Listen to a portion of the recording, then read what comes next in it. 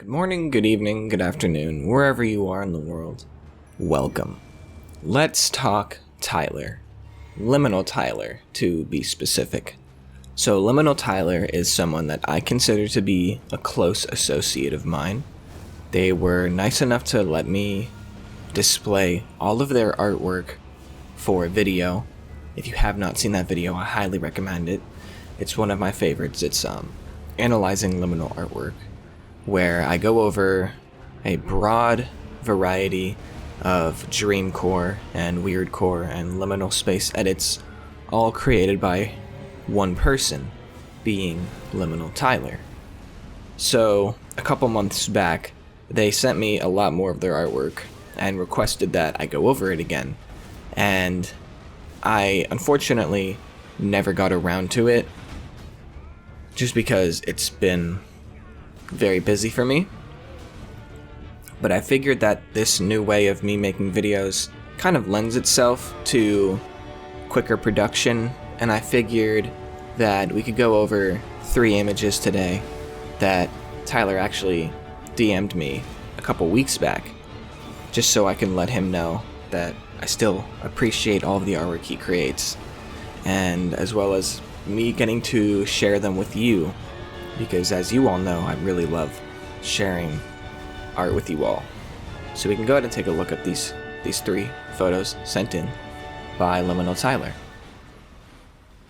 So this first image here has very strong composure.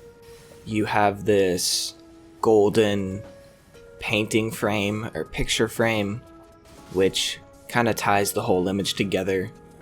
It's almost ironic and telling you that you're looking at a photo, but of course this is like an internet online photo, and we have a lot of elements in the photo.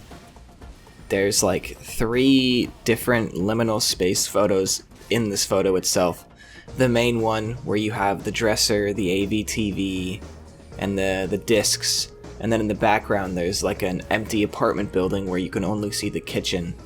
And then of course outside in the window there's a third one where you can really only make out what looks to be a road and a bright blue sky. Now my favorite thing about this photo probably would be the fact that the eyes are actually encapsulated in these shiny bubble textures. It's different from what you normally would see, being either just floating eyes or eyes with angel wings. And honestly, I think it captures the aesthetic really well, because you have SpongeBob on the TV, and SpongeBob is like a bubble blower, so maybe that's what Tyler was going for.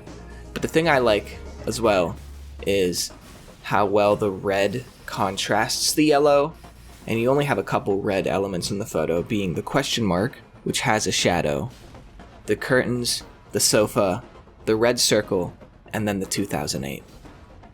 The second photo is also really well composed, and you'll also notice that it has a blue border going along with it. Now, what I like about this image is that, strangely enough, it reminds me a lot of Mario 64.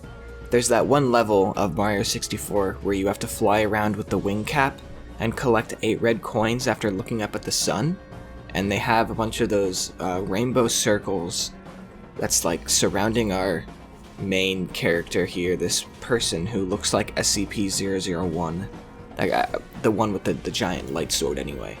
And then there's a big word at the bottom, which I think it's astigmatism, and I think that is when light hits an object and it kind of warps the object, if I'm correct.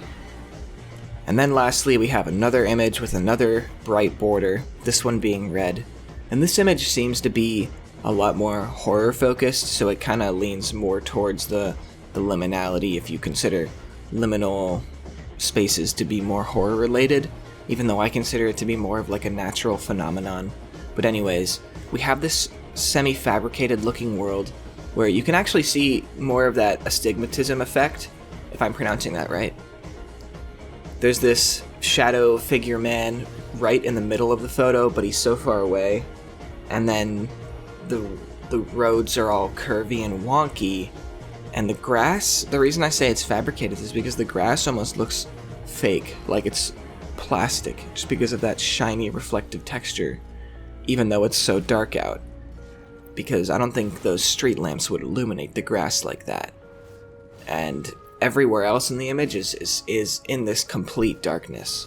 So, pretty scary stuff. But great work, Tyler. I hope to make a full video analyzing your artwork in the future.